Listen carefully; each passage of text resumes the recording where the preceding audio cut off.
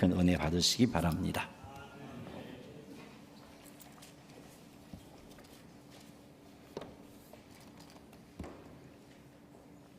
다 함께 기도드리겠습니다. 성령님, 주께서 세우신 오천제일교회 종을 세우셨사오니 성령님께서 종을 사용하셔서 주의 뜻을 이루시고 하나님의 뜻을 바로 전하게 하시고 진리와 비진리, 참과 거짓, 그리고 진실과 오류들, 잘못된 것들을 명확하게 분별할 수 있는 지혜를 공유할 수 있는 시간 되도록 성령님이 종을 사용하여 주시옵소서. 종은 주님 뒤에 감추시고 주님과 주님의 뜻만 바로 나타내게 하시고 혹시 이단에 빠진 자들이 이곳에 있다면 하나님의 뜻을 정확하게 분별하여 깨닫고 돌아설 수 있는 은혜의 계기가 되게 하옵소서. 예수님 이름으로 기도드립니다. 아멘. 재미있는 이야기로서 시작하고자 합니다. 어느 옹기점에 손님이 찾아오셨습니다. 이 옹기 얼마예요? 2만 원입니다. 단지는요 4만 원입니다. 그럼 2만 원짜리 옹기 사갈게요. 2만 원을 집어라고 옹기를 사가서요. 2, 3분 뒤에 다시 들어오더니 아까 제가 2만 원 드렸지요? 예, 받았습니다. 이거 옹기 2만 원짜리지요? 예. 그럼 아까 2만 원 드렸고 다시 옹기 드리면 4만 원이지요? 예? 아까 2만 원 드렸잖아요. 예, 맞습니다. 받았습니다. 옹기 2만 원짜리 아닙니까? 맞아요. 그럼 아까 2만 원 드리고 옹기 다시 드리면 4만 원 아닙니까? 예, 그럼 단지 가져가면 되죠? 예. 들고 나갔어요. 이상하다. 계산은 맞는 것 같은데 왜 사기당한 기분이지? 아직까지도 고민하고 있답니다.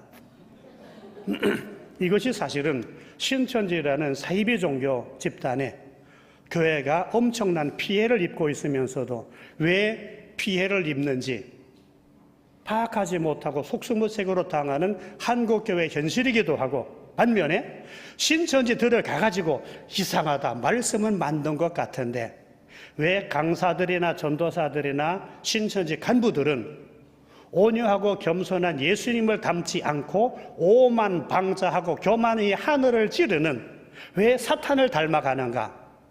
말씀은 만든 것 같은데 왜 삶을 보면 정반대의 삶을 살아가는가?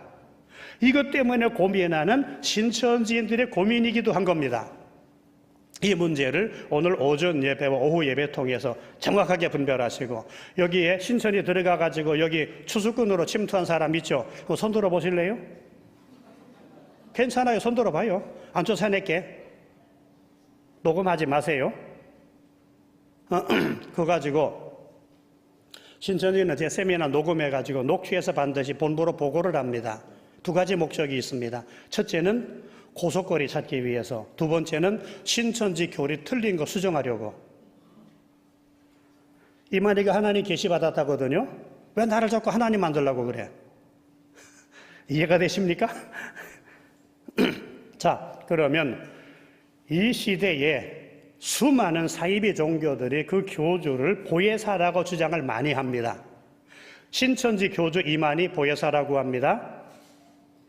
그 다음에 하나님의 교회 안상홍 보혜사라고 합니다. 예수 왕권 선교회 심계숙이 보혜사라고 합니다. 지금 한기총에 들어가 있는 모 교단의 한기총 회장으로까지 출마한 사람도 자칭 김풍일이라는 사람도 자칭 보혜사라고 주장하는 사람입니다. 그런데 한기총에 들어가 있습니다. 그 외에 지금 예수 왕권 선교회에서도 양향빈이라는 여자를 지금 우리나라에서 전능하신 하나님의 교회, 거기서도 그 여자를 보혜사라고 주장을 합니다. 그 다음에 심지어 이슬람의 그 창시자인 그 무함마드도 역시 보혜사라고 주장을 했었습니다. 옛날에는 한국 교회의 모든 이단들이 자칭 하나님이었습니다.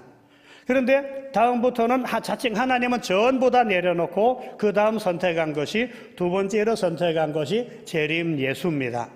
요즘은 워낙 의식들이 높아져 재림 예수, 네가 뭔 재림 예수냐라니까 그것을 감추고 보혜사라는 명칭을 대신 사용해서, 왜 너희 교주가 보혜사냐? 보혜사의 영이 함께 하시니까. 예수님한테 하나님의 영이 임한 것처럼 자기 총회장의 신천지 총회장에게는 보혜사의 영이 함께 하시니까 보혜사라는 겁니다. 그러면서 여러분 주위에서 혹시 육의 보혜사, 영의 보혜사 얘기한 사람, 그 사람은 100% 신천지인입니다. 따라합시다. 투철한 신고 속에 쫓겨나는 신천지, 철저한 신고 속에 박멸되는 추수꾼, 불안에 떨지 말고 자수하여 광명 찾자.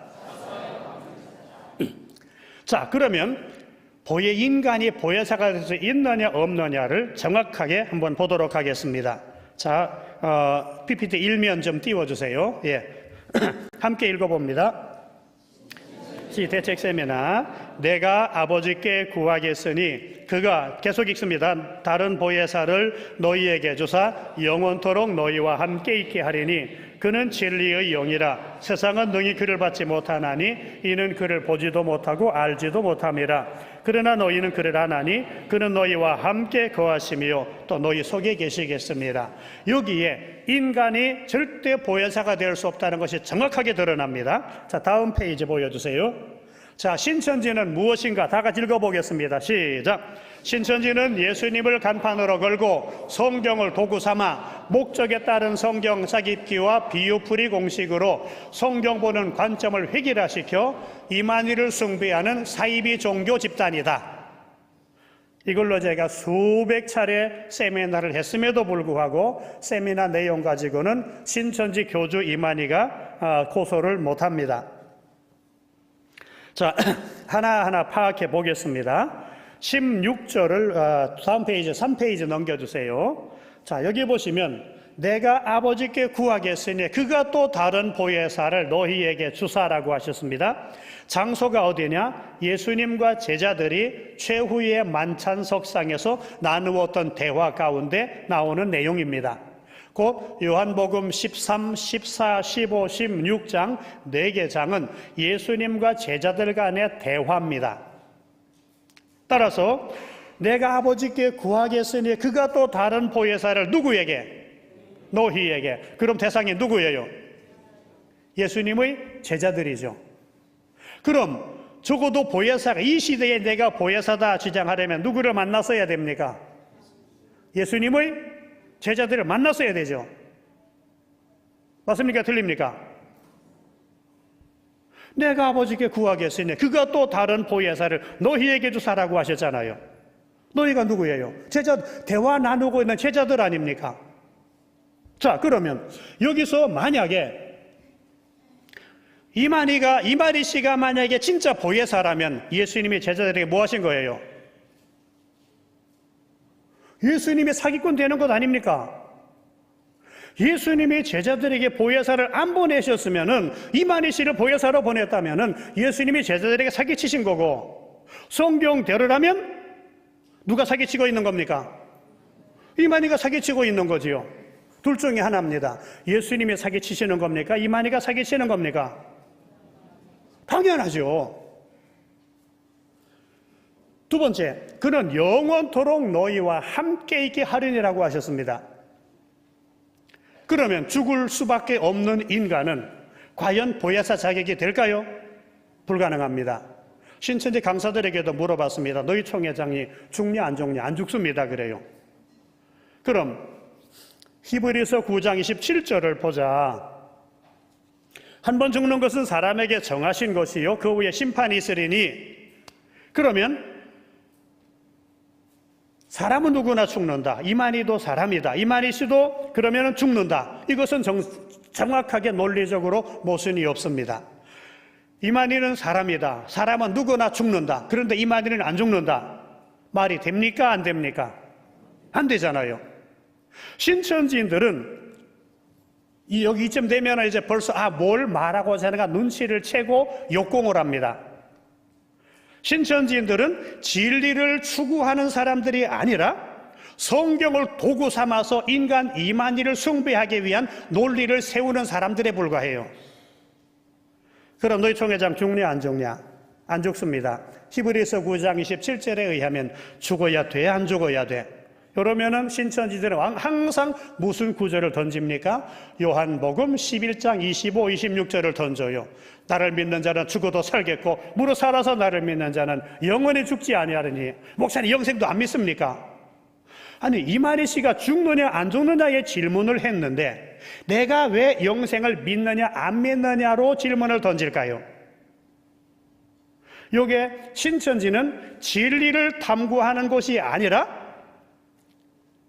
자기들의 주장을 성경을 도구 삼아가지고 입증하려는 집단이에요. 그게 목적에 따른 성경 짜깁기로 잠시 후에 설명을 드리겠습니다. 자, 둘 중에 하나입니다. 이만희 씨가 안 죽는다면 성경이 틀린 거고 성경대로라면 이만희 씨가 죽어야 됩니까? 안 죽어야 됩니까? 죽어야 되죠. 자, 신천지들에게 물어보겠습니다. 자, 그럼 성경이 틀린 겁니까? 이만희 씨가 사기치는 겁니까? 아무도 없나요? 분명히 들어와 있을 텐데. 포항 신천지가 주요 공격 장소로 삼고 있는 곳인데 울산하고 포항. 계속 말씀을 드리겠습니다. 다음 17절에 들어가면 6페이지 좀 펴주세요. 그는 진리의 영이라. 여기서 보혜사는 분명히 영이라고 나옵니다. 사람이라고 하지 않았습니다. 신천지는 영은 육을 들어 역사하지 않습니까? 그래요. 그럼 영은 육을 들어 쓴다는 게 성경에 나오냐라고 물었어요. 야고보 지파의 강사 3명하고 신천지 간부가 왔던 적이 있어요. 이거 가지고 한번 붙어보자고. 그래, 얘기해보자. 쭉 얘기하다가 그런 구절 있나? 없다는 걸 자기들도 알아요. 그럼 왜 그 주장을 하냐?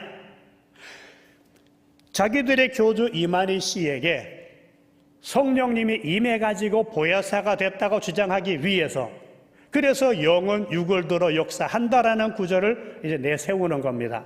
교회가 말하는 성령의 개념과 신천지가 말하는 성령의 개념이 전혀 달라요. 성경에서는 성령은 오직 한 분입니다. 성령은 오직 한 분입니다. 그러나 신천지는 하나님께 속한 영은 다 성령이라고 간주해요. 그래서 성령에 대한 개념까지도 왜곡되어 있기 때문에 토론이 되지를 않아요. 천사도 성령이라거든요. 그러나 천사들은 천천히요 만만이지만 성령님은 언제나 단수로 나타납니다. 오직 한 분입니다. 자, 세상은 능히 그를 받지 못하나니 이는 그를 보지도 못하고 알지도 못합니다. 자, 신천지인들에게 물어봅시다. 이만희 씨가 사람 눈에 보여요, 안 보여요? 누구에게 대답하랬습니까? 이렇게 순수하시다니까요. 이만희 씨는 눈에 보여요. 그러나 보여서나 보인댔어요, 안 보인댔어요? 안 보인댔잖아요. 보지도 못하고 알지도 못합니다. 그 다음에 보세요. 그러나 너희는 그를 아나니. 이만희 씨 예수님 제자들이 알았나요? 성경을 육하원칙으로 보면 인간이 보혜사가 될 가능성은 완전히 무너져 버려요. 명백합니다. 그는 너희와 함께 거하심이요 with you. 너희 속에 계시겠습니다. in you. 이만희 씨가 신천지 속에 들어가면 어떻게 될까요? 여러분 상상하시는 대로입니다. 신천지에서는 성령이 있고 진리의 성령이 있다고 그래요. 그래서 성령과 진리의 성령이 뭔지 아냐라고 제가 물어봤어요. 모른대요. 그럼 똑바로 배우세요 라고 제가 소개했습니다. 14장 26절 다음 페이지에 같이 읽어보겠습니다. 보혜사 곧 아버지께서 내 이름으로 보내실 성령 그가 너희에게 모든 것을 가르치고 내가 너희에게 말한 모든 것을 생각나게 하리라. 여기서 보혜사는 누굽니까? 성령입니다. 15장 26절로 넘어갑니다. 시작. 내가 아버지께로부터 너희에게 보낼 보혜사 곧 아버지께로부터 나오시는 진리의 성령이 오실 때에 그가 나를 증언하실 것이요. 15장 26절에서는 보혜사가 진리의 성령이다. 14장 26절에서는 보혜사가 성령이다. 자, 그럼 성령과 진리의 성령이 나누어질 수 있습니까? 없습니까? 없죠. 자, 신천지들만 따라 해볼래요? 속았구나. 괜찮아요. 따라 하셔도. 안내 줬을 테니까. 성령과 진리의 성령은 같습니다. 그러자시 그 다음 넘겨주세요. 신천지인들이 그 다음에 주장하는 것이 고린도전서 13장 9절 10절입니다. 우리가 부분적으로 알고 부분적으로 예언하니 온전한 것이 올 때에는 부분적으로 하던 것이 패하리라.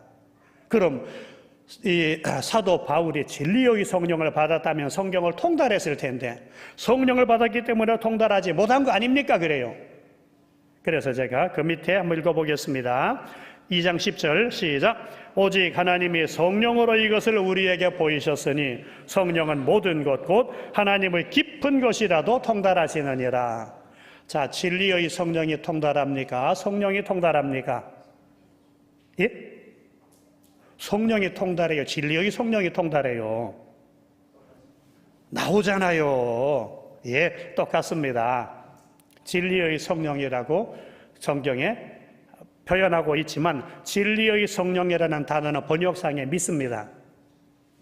진리의 성령이 아니고 진리의 영입니다. 요한복음 15장 26절, 16장 7절에 나타나는 진리의 성령은 진리의 성령이 아니고 정확한 번역은 진리의 영입니다. 진리의 성령이라는 단어는 원문상에 존재하지 않습니다. 자, 그러면 분명히 성령으로 이것을 우리 성령은 모든 것, 곧 하나님의 깊은 것까지도 통달하신다라고 했는데 왜 고린도전서 13장 9절 10절에서는 부분적으로 알고 부분적으로 예언한다라고 했을까요? 여기에 두 가지 의미가 있습니다. 첫째는 눈높이 교육입니다. 바울이 자기의 영적인 수준이 아니라 고린도 교회 성도들의 영적인 수준의 높이를 맞춰서 얘기하고 있는 겁니다. 바울의 수준은 어디입니까? 천국에도 갔다 왔잖아요. 고린도후서 12장에 보면 내가 그리스도 안에 있는 한 사람을 아노니 내가 이런 사람 위에는 자랑하겠지만 나를 위해서 자랑하지 아니하리라. 그러면서도 거기서 너무나 가히 말할 수 없는 것을 보고 들었기 때문에 사람이 가히 이르지 못할 말이다. 그런데 그것 때문에 나로 너무 교만하지 않게 하시려고 내게 육체의 가시 곧 사탄의 사자를 주셨으니. 누구 얘기입니까? 자기 얘기잖아요. 근데 거기서 누구 만났다 한마디도 안 해요. 예수님한테 이런 얘기 듣고 이런 약속 받았다 한마디 안 해요. 자기 수준이 아니라 고린도 교회 성도들의 영적인 수준에 맞춰서 얘기하는 겁니다. 두 번째, 영적인 세계는 기도하는 만큼 보고 듣고 깨닫습니다. 하루에 1시간도 기도하지 않는 사람, 영적인 환상을 보거나 음성을 듣거나 기대하지 마시기 바랍니다. 2시간 이상 기도하시면 이제 보이고 됩니다. 능력이 나타납니다. 무당들이 그런 사람 보면은 부들부들 떨고 그냥 겁을 내가지고 몸살이고 죄송하지만 좀 가주시면 좋겠습니다 그래요. 하루 3시간 이상 기도하시면은요 아무 소리 말고 그저 권사님 저 위에 기도 부탁드립니다. 이런 기도 제목이 있습니다. 그리고 맛있는 거 사드리세요. 적어도 하루에 2시간 이상 기도하시면 교회를 사랑하시는 하나님의 뜻을 알아요. 교회에서 2시간 이상 하루에 2시간 이상 기도하시면 하나님의 마음을 알기 때문에 교회에서 절대 큰 소리 치지 않습니다. 누가 큰 소리 쳐요? 기도하는 사람이 큰 소리 쳐요? 기도 안 하는 사람이 큰 소리 쳐요? 기도하는 사람 절대 큰 소리 못 냅니다. 교회를 향한 하나님의 마음을 알거든요.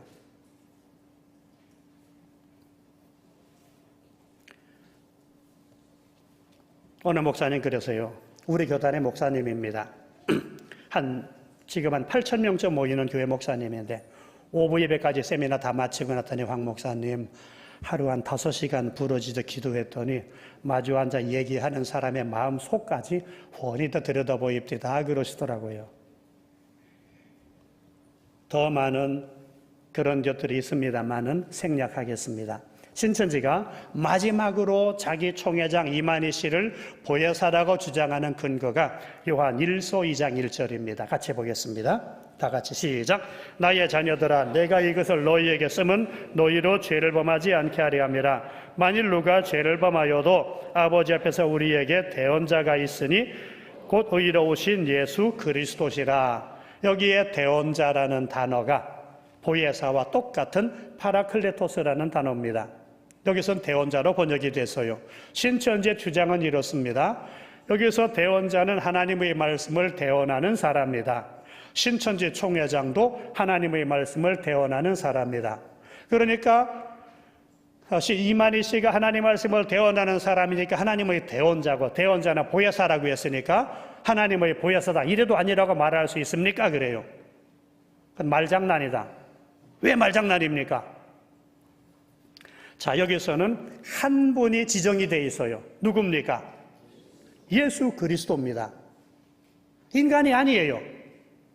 그럼 대언자니까 보혜사, 이건 맞느냐? 언제 하나님 아버지 앞에 우리를 위해서 대언해 주십니까?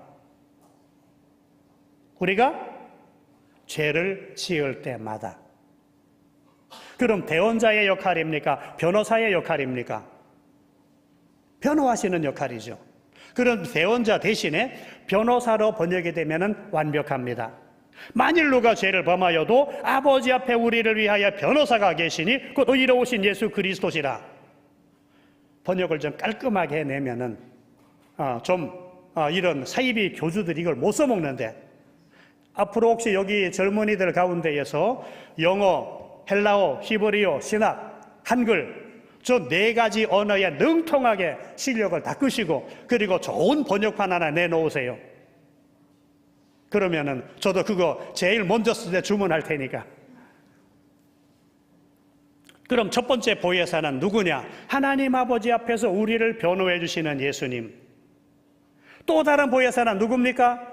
바로 우리 속에 들어오셔서 내주하시며 영원토록 동행하시고 은사와 능력을 공급하셔서 힘있게 사역을 감당하게 하시는 성령님입니다. 따라서 첫 번째 보혜사는 누구? 예수님. 또 다른 보혜사는 성령님이십니다. 그 외에 또 다른 보혜사는 있을 수가 없습니다. 그러므로 가짜 보혜사들에게 절대 속지 마시기 바랍니다. 자, 그 다음에 이제 12페이지 한번 펴주세요. 자, 신천지 성경 공부 방식을 여러분들에게 소개해 드리겠습니다. 빨간 글씨 한번 읽어봅니다. 목적에 따른 성경 짜깁기다. 이게 뭡니까? 답을 미리 정해놓고 성경 구절을 짜 맞춰가는 방식입니다. 무엇과 같으냐? 이순신 장군이 거북선 몰고 인천 상륙작전에 참전하셔서 천안함을 격침시키고 왜군으로부터 나라 구해냈다. 이게 신천지 논리예요. 다시 한번 말씀드려요. 이순신 장군이 거북선 몰고 인천 상륙작전에 참전해서 천안함을 격침시키고 왜군으로부터 나라 구해냈다. 이게 신천지 논리라고요. 전혀 무관한 것들 연결시켜가지고 의미를 만들어 나가면서 하는 얘기가, 목사들은 이거 모르잖아. 모르는 게 아니라 말이 안 되기 때문에 안 가르치는 것을 거기서는 그렇게 만들어 놓고 그걸로 세뇌시켜가지고 교회에서 못 배우던 새로운 진리야. 결국에 뭡니까? 인간 이만희가 예수님 자리 차지하고, 인간 이만희가 하나님 자리 차지하고, 성령님 자리 차지하고, 이긴 자다, 사도 요한격 목자다, 온갖 다양한 미사욕으로 이만희 씨를 신격화시켜가지고 예수님 대신에 그를 숭배하면서 그리스도인 유혹해가지고 이만희의 종으로 만들어버리는 것이 신천지 논리입니다. 성경 말씀으로 자살하게 만들 수 있을까요? 없을까요? 얼마든지 가능합니다. 제가 한번 예를 들어 보겠습니다. 한 분이 상담을 받으러 오셨는데 제가 하나님이 성경 한 구절 주시네요. 마태복음 27장 5절입니다. 유다가 은을 성수에 던져놓고 물러가서 목매어 죽었더라. 놀래 쳐다볼 것 아닙니까? 두 번째 말씀 주시네요. 누가복음 10장 37절. 너도 가서 이와 같이 하라. 세 번째, 요한복음 13장 27절. 너 하고자 하는 바를 속히 하라. 그래도 순종 못합니까? 열왕기상 18장 20절, 21절. 너희가 어느 때까지 두 사이에서 머뭇머뭇하려느냐? 그래도 순종 못합니까? 완고하구만. 야고보서 2장 17절 행함이 없는 믿음은 그 자체가 죽은 것이니라. 그래도 순종 못합니까? 왜 자살해야 되는 이유까지 가르쳐 주시네요. 마태복음 26장 24절 저는 차라리 나지 아니하였더라면. 저는 단지 성경 구절만 제시해서요. 유다가 자살했다? 너도 가서 이와 같이 하라? 빨리 해라? 왜 머뭇거리냐? 행함이 없는 믿음은 죽은 믿음이다. 너는 살 가치조차 없는 존재다. 자, 자살로 몰아져 갑니까? 안 몰아져 갑니까? 충분히 몰아져 갑니다. 이것은 성경을 가르치는 것이 아니라 성경을 도구 삼아서 자기의 목적을 위해서 써먹는 거예요. 신천지의 모든 성경 공부가 이렇게 편성이 되어 있습니다. 무서운 범죄입니다. 그래서 주 안에서 편히 쉬는 자들아 신천지로 오라. 내가 너희를 강박관념과 스트레스로 짜증나게 만들리라. 자, 신천지를 물어볼게요. 실제 그래요, 안 그래요? 이게 분명히 들어와 있을 겁니다. 잡아내는 방법 소개 좀 할까요? 자, 교회에 침투한 신천지인 분별법이 어디에 나오느냐면은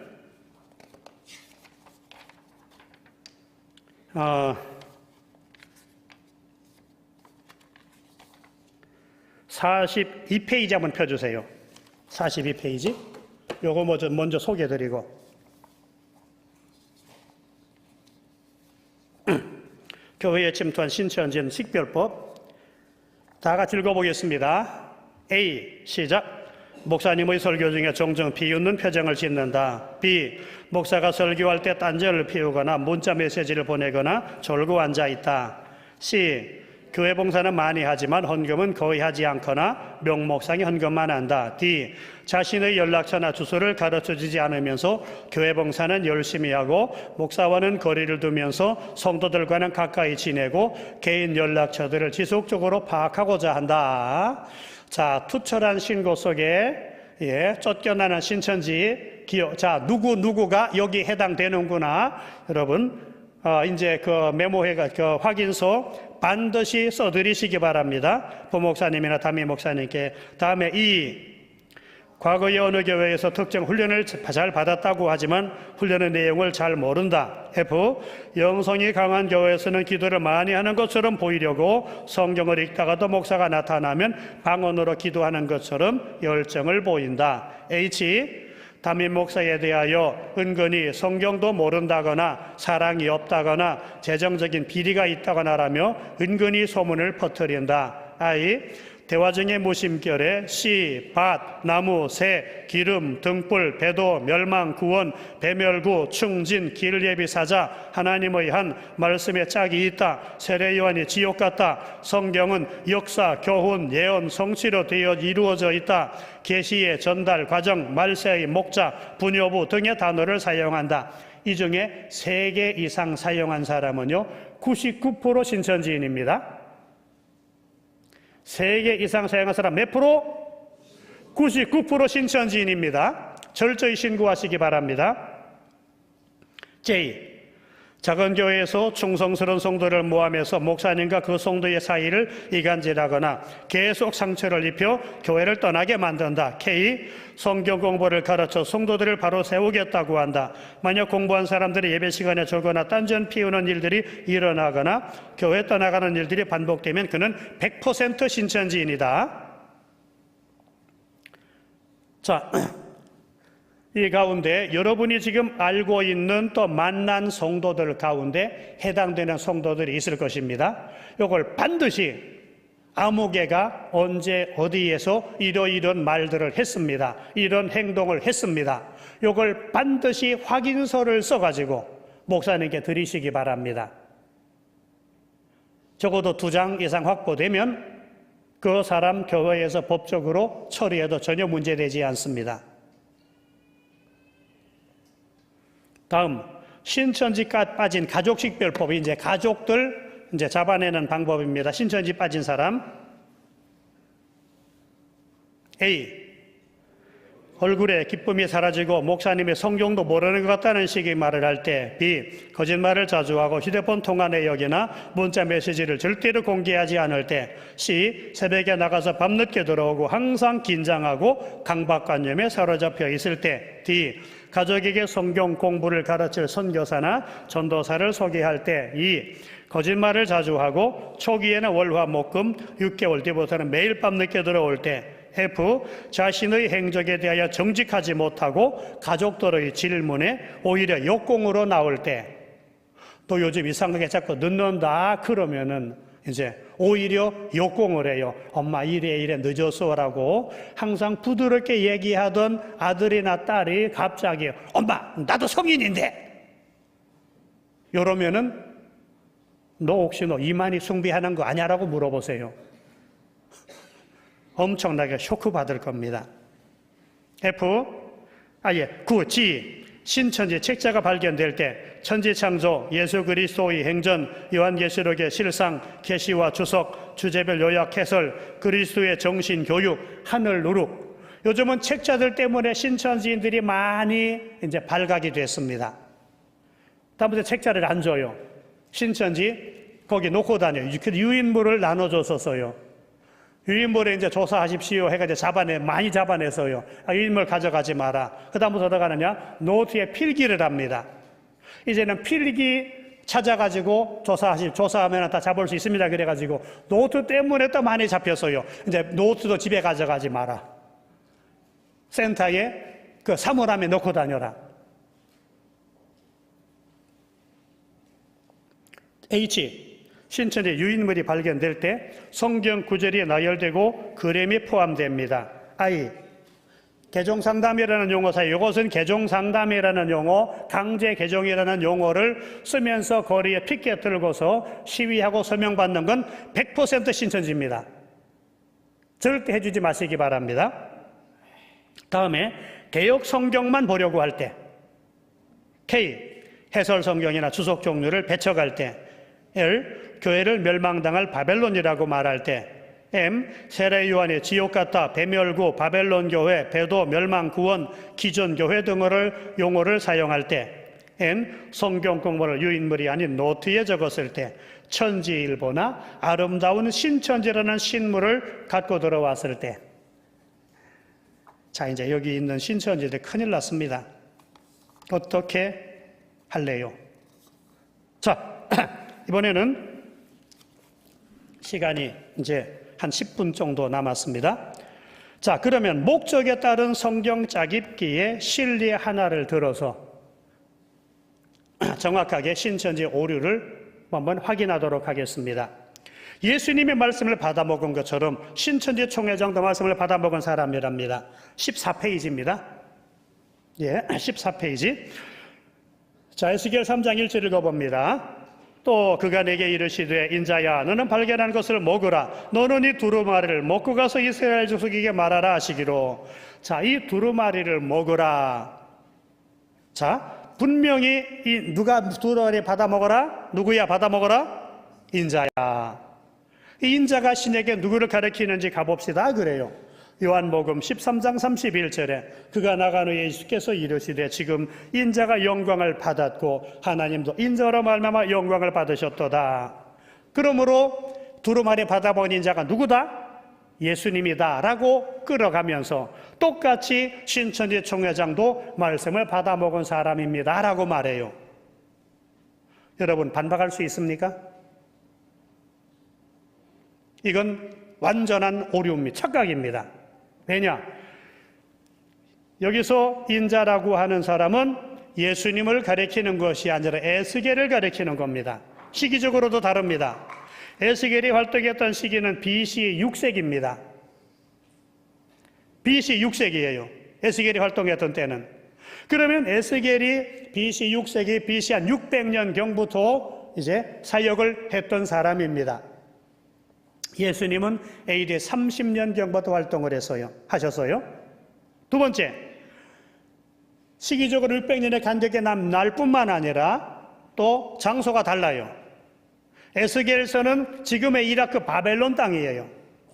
예수님은 유대 땅과 주로 갈릴리 땅에서 활동하셨어요. 거리상으로도 직선으로 해도 1000km가 넘어요. 세 번째, 에스겔서에는 인간을 가리키는 보통 명사예요. 예수님이 자기를 인자라고 하신 단어는 고유 명사입니다. 그래서 영어로 보면 에스겔서에는 A Son of Man, 예수님에 대해서는 The Son of Man으로 정관사가 사용이 되었고 The Son of Man이 다 각각 대문자로 쓰여 있어요. 고유 명사를 의미합니다. 여기에 대해서 정확한 이해를 하시려고 하면 이것은 여기에 예수님께서 사용하신 인자라는 단어는 다니엘 7장 13, 14절에 나타난 내용입니다. 16페이지 한번 봅시다. 같이 읽어보겠습니다. 내가 또 밤 환상 중에 보니 인자 같은 이가 하늘 구름을 타고 와서 옛적부터 항상 계신 이에게 나아가 그 앞으로 인도되매 그에게 권세와 영광과 나라를 주고 모든 백성과 나라들과 다른 언어를 말하는 모든 자들이 그를 섬기게 하였으니 그의 권세는 소멸되지 아니하는 영원한 권세요 그의 나라는 멸망하지 아니할 것이니라. 자, 여기에 사람의 아들 같은 이가 하늘 구름을 타고 하나님께 인도가 됩니다. 하늘 구름, 하나님께서 임재하실 때마다 나타나는 하나님의 신성을 의미하는 구름입니다. 예수님께서 변화산에서 나타나셨을 때 구름이 함께했습니다. 하나님께서 시내산에 강림하셨을 때 구름이 함께했습니다. 이사야 6장에 가면 이사야가 하나님의 영광 보좌를 바라보았을 때에 거기에는 구름 대신에 이사야가 연기라고 기록하고 있습니다. 같은 하나님의 임재를 상징하는 구름입니다. 하나님께서 임재하실 때마다 항상 구름이 나타나고 여기 구름을 타고 사람의 아들 같은 이가 하나님께로 인도되었다는 것은 이분이 하나님이심을 의미하는 겁니다. 그 다음에 하나님께서 14절에 들어가면은 권세, 영광, 나라, 백성들, 온 세상 사람들이 그를 섬기게 하십니다. 곧 하나님의 모든 영광과 권세를 다 그분에게 위임하십니다. 이걸 보고 랍비들 간에 경론이 벌어져요. 도대체 어떻게 된 거야 이게? 어떻게 하나님께서 자신의 모든 영광과 권세를 인자, 사람의 아들 같은 이에게 넘겨준단 말이야. 이걸 보고 엘리야베 나부야가 여호와 하나님이 두 분이네. 그건 이단 사상이다. 옛적부터 항상 계신 이가 있고 그분으로부터 모든 영광과 나라와 권세를 위임받는 분 계시잖아. 이분도 하나님 아니냐? 근데 랍비들의 모임에서 엘리야베 나부야는 이단으로 파문을 당합니다. 나머지 랍비들이 경론 끝에 최종 결론이 여기에 나타난 인자 같은 이는 누구냐? 작은 여호와다. 그래서 리틀 야훼라고 결론을 내려놓은 부분이에요. 이스라엘 역사상 내가 메시아다, 내가 그리스도다라고 했던 사람들은 여럿 있었어요. 그런데 자기를 가리켜 이 인자라는 단어, 벤하 아담이라고 하는 이 단어를 쓴 사람, 이제 헬라어로 호피오스 안드로프, 인자라는 이 단어를 쓴 사람은 지구 역사상 없었어요. 예수님 당시까지. 예수님도 처음에 이 단어 안 쓰셨어요. 언제부터 쓰셨느냐? 예수님께서 가버나움에서 가버나움의 한 집에 들어가셨어요. 온 집 안팎을 사람들이 빼곡히 메웠고 몸 하나 들어갈 틈이 없었을 때 중풍병자를 데리고 어디로 갑니까? 지붕에 올라가서 구멍을 뚫고 예수님 앞에 달아내려요. 이때 예수님께서 그 지붕을 뚫고 환자 달아내리는 걸 보고 예수님께서 엄청나게 기뻐하셨어요. 당장 하시는 선언이 소자야 네 죄 용서받았느니라. 사람들이 놀래가지고 지금 하나님이야? 감히 사죄를 선포하게. 이때 예수님께서 더 충격적인 질문을 던지세요. 이 중풍병자에게 네 죄 용서함을 받았느니라라는 말과 일어나 네 자리에 들고 걸어가라, 둘 중에 어느 것이 쉽겠냐? 구약 성경에 중풍 고친 거 보신 분 계십니까? 찾으시면은 제가 연락 주시기 바랍니다. 그분께 제가 100만 원 보내드리겠습니다. 오늘부터 구약 성경 열심히 살펴보시기 바랍니다. 중풍병자 고친 거 꼭 찾아내셔서 제게 연락 주세요. 그래서 100만 원 보내드리겠습니다. 이스라엘 랍비들도 못 찾았고 저도 못 찾았어요. 그래서 랍비들의 결론이 중풍은 오직 하나님만이 고칠 수 있다. 그런데 예수님께서 네 죄 용서받았느니라 라는 말과 일어나 네 자리에 들고 걸어가라, 둘 중에 어느 것이 쉽겠냐? 여러분이 현장에 계셔도 어떤 반응을 보였을까요? 눈이 휘둥그레가지고 아니 저 사람이 돌았나? 정신 이상자 아니야? 안 그랬겠습니까? 이때 예수님 하신 말씀이 마가복음 2장 10절입니다. 인자가 땅에서 죄를 사하는 권세가 있는 줄을 너희로 알게 하려 하노라. 일어나 네 자리에 들고 걸어가라. 중풍병자가 가뿐하게 자리를 털고 일어나 자리 들고 일어서는 걸 보는 순간에 반응이 어땠을까요? 할렐루야! 인자라는 단어 자체가 예수님의 신성을 의미하는 단어인 겁니다. 그런데 예수님의 신성을 의미하는 단어와 인간 에스겔을 하나님께서 참 측은히 여기시면서 사람의 아들아 벤하아담 하고 부르신 이 단어를 두 개를 같은 수준의 단어로 이해를 하고 그걸 통해 이만희를 신격화시키기 위해서 써먹는 게 신천지 수준이라는 겁니다.